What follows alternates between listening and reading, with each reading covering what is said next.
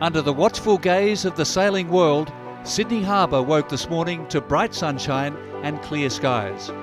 In stark contrast to the recent weather that had brought a shroud of bushfire smoke over the harbour, a 10 to 15 knot nor'easterly breeze meant conditions were close to perfect for the start of the 75th Rolex Sydney Hobart Yacht Race.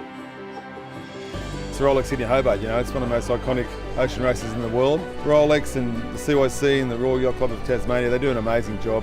It's just a really special event to be part of.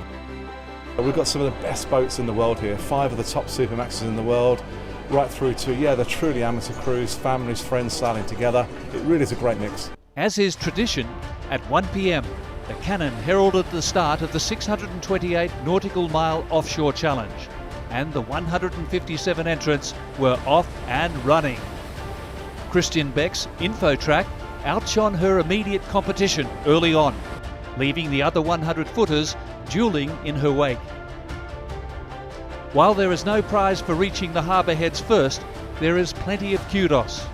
And in front of the thousands lining every vantage point, it was Infotrack that comprehensively took the plaudits this year.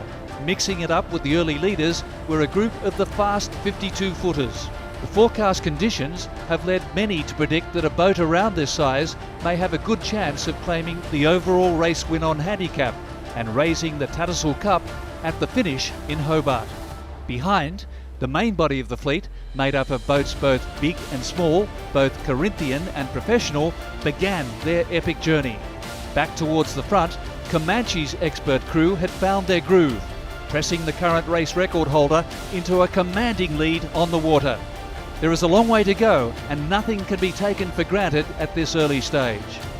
Join us again tomorrow as the 75th Rolex Sydney Hobart Yacht Race fleet heads south towards the infamous Bass Strait and then on to Tasmania.